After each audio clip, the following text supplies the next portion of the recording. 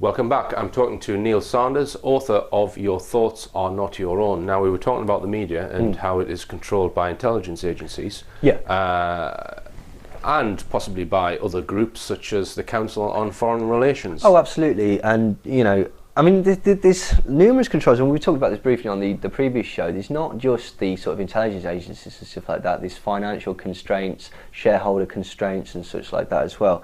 But this is a very interesting quote, and I'm pretty sure that you've actually used this before. This was David Rockefeller in 1991. He said, "We're grateful to the Washington Post, the New York Times, Time Magazine and other great publications whose directors have attended our meetings and respected their promises of discretion for almost 40 years.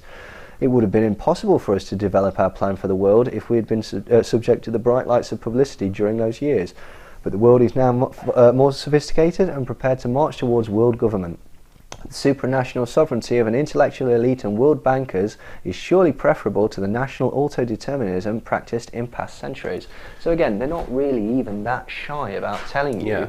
Well, just interject there, Neil. This is all American media we're talking about generally. Yeah. Is there the same level of information about British intelligence agencies' control over the British media, or people who've made such statements? Well, David Shayler made his statement, and his partner Annie Machon, they wrote the book Spies, Lies and Whistleblowers, and certainly showed that there is embedding of British intelligence agents in British journalists, and they have what is called soft journalists, people who can be depended on to write in a style and with a narrative that suits the purposes of essentially the status quo. It's rather frustrating because you can guess at who they are just by their behaviour and the sort of things that they say and the way that they say it, but you can't name them because it's not provable. Well, this is the thing, and often the people who are seemingly the most courageous in this field are actually being used. The famous, we're talking about Carl Bernstein, because Carl Bernstein is the guy that basically put out the CIA and journalism. The CIA and the media. In that, basically, he said more than 400 journalists have lived double lives, maintaining covert relationships with the CIA. And further to that, like, he was using quotes of people like CIA agent Frank Wisner, who in the 1950s said, "I can play the media like a mighty Wurlitzer." There are numerous quotes like that, essentially saying that a journalist is cheaper than a prostitute and far more effective. The CIA actually had representatives in every single media outlet already by in 1991. This was released. There's a department called the PAO, which is the Public Affairs Office. This is the CIA's Public Affairs Office now has relationships with reporters from every major wire service, newspaper, news weekly and television network in the nation. This has helped turn some intelligence failure stories into intelligence success stories.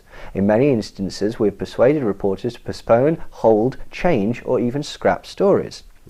The periodical Armed Forces Journal International revealed that the Pentagon had published 371 magazines in the year 1971. That made the Pentagon 16 times larger than America's largest publishing house. This number increased to 1,203 different magazines in 1982.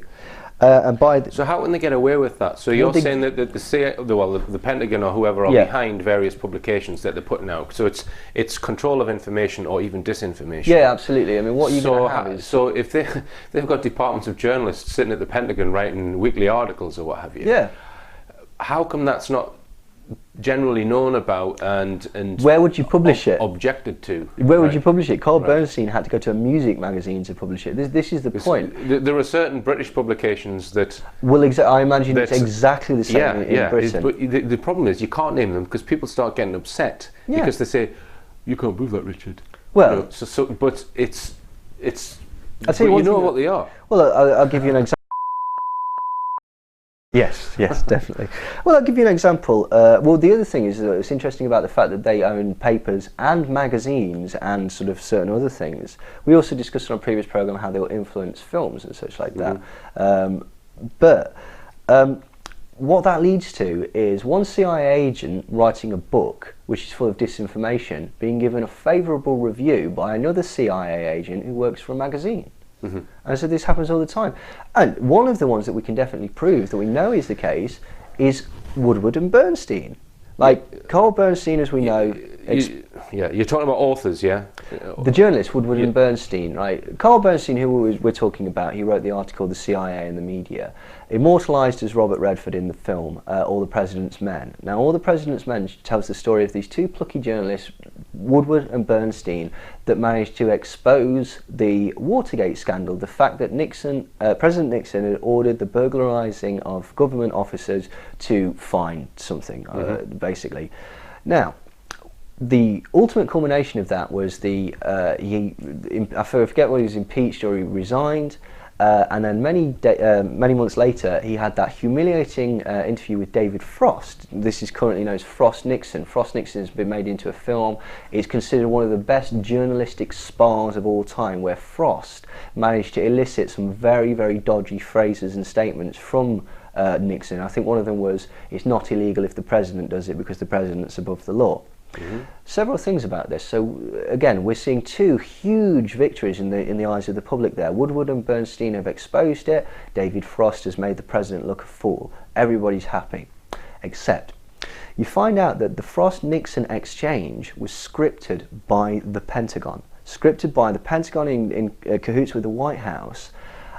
Nothing that was out of the script was allowed to be talked to. So the whole incident was a contrived incident to make Nixon, again, just like with Cameron, with the Phillip Schofield thing, garner sympathy in the public eye. Yes, exactly.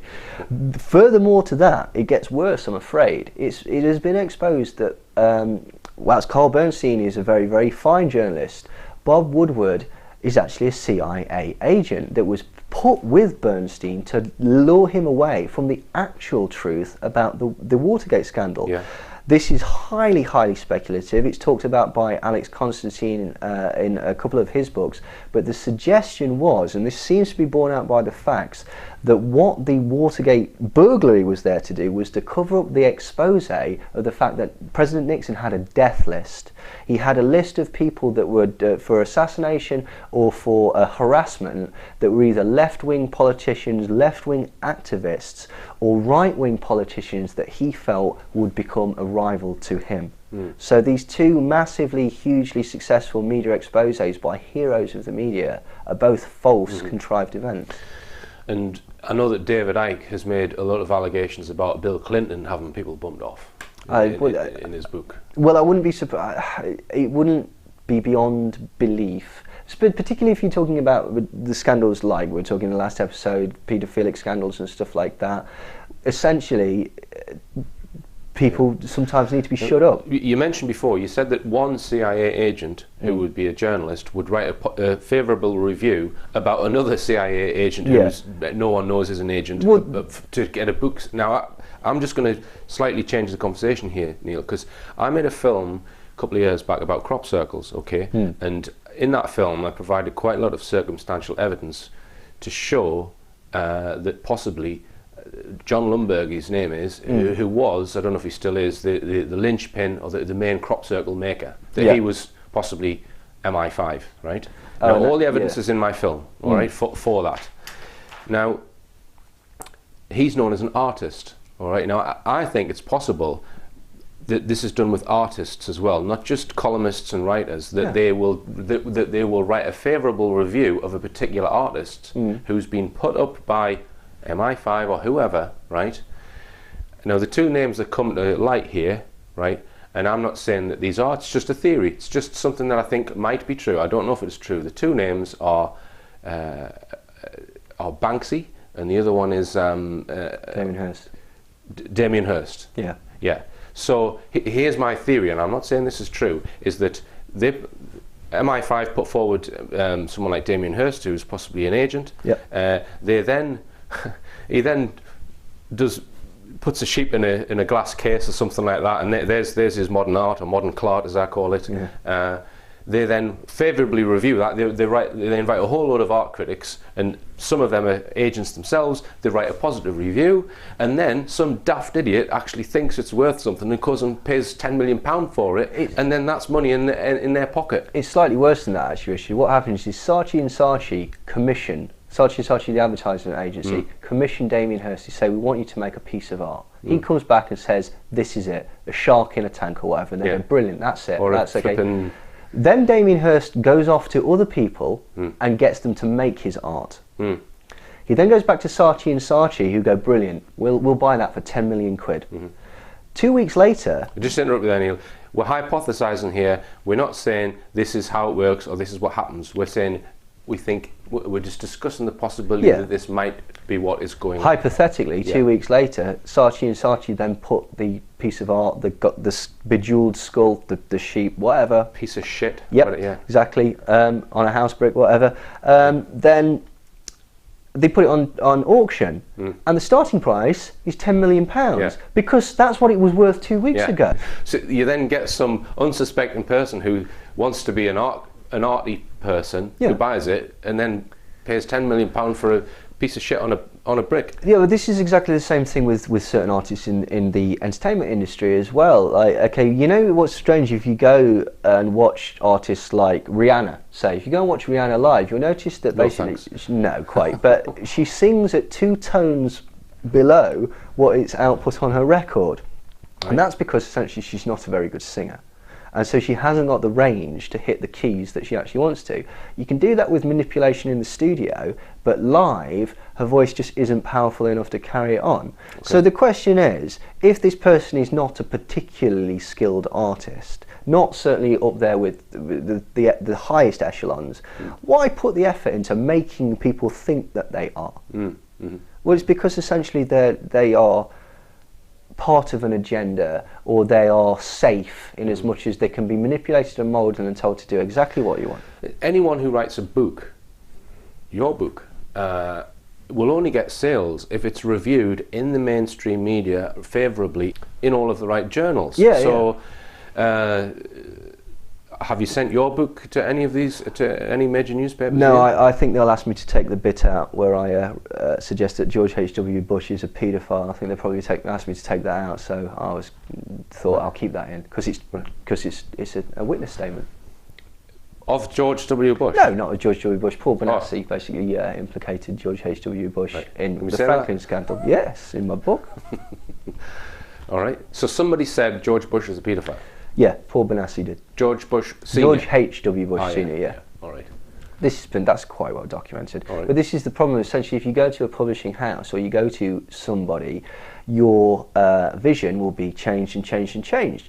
And this can be, say if you're a musician, oh, well, you know, this one about, like, you know... 9/11. Yeah, scrap that, because that won't sell. Okay, maybe we'll stick it on your second album, maybe we'll stick it on your third album, but at the minute what we're doing is we're building up an audience. We don't want to do anything too controversial.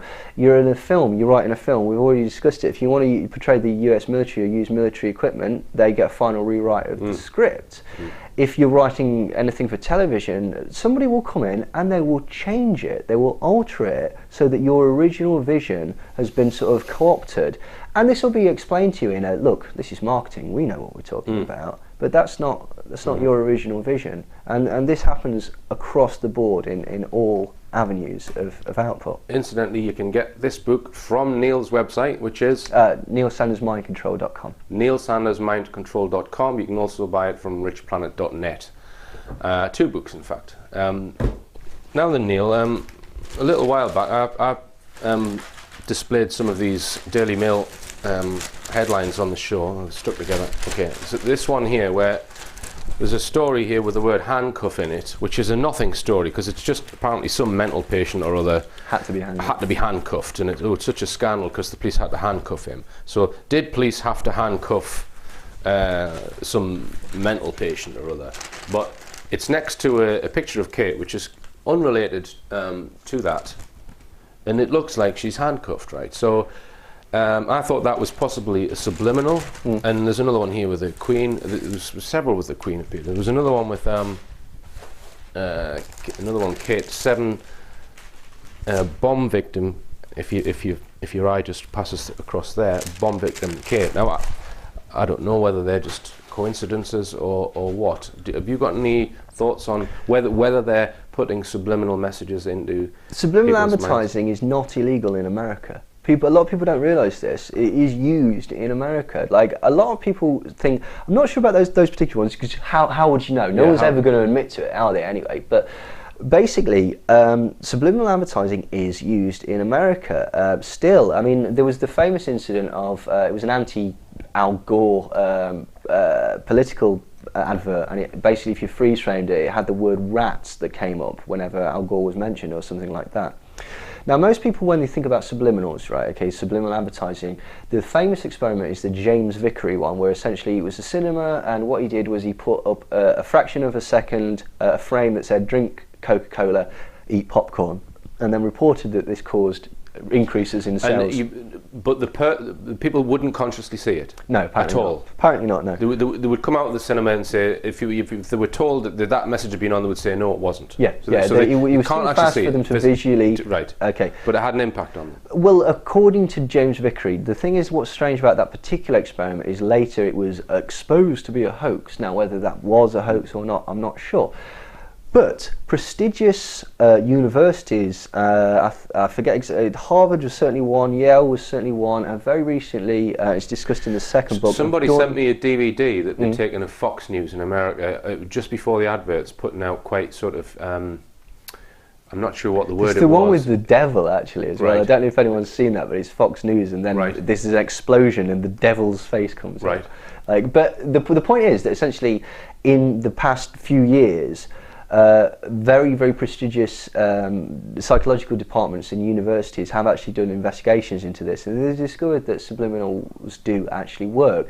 The brain does pick up and notice and react to things, even if the visual, if you don't consciously pick it up. It's picked up by the visual cortex and processed in the brain without your knowledge. Consciously knowing it. Yeah. What's really, really strange as well, okay, there was a negative subliminals work far more than positive subliminals. Okay. The obvious one is sex, but this particular, I think this was at Harvard, forgive me if I'm wrong, the experiment was a very simple thing. They go into a room, do a computer program, it's like some maths puzzles or whatever, and leave the room as fast as possible. Two sets of groups, one got positive words, happy, handsome, that sort of thing. The other got diseased, foolish, elderly, all of these, what could be considered negative words. What's interesting is the people that were given the negative words took about 20 times longer to complete the simple task. The people who got the positive words completed it very fast and reported positive feelings. And were they consciously aware of the words? No. They weren't? No. Okay. All right, well, join us after the break for more on psychological manipulation.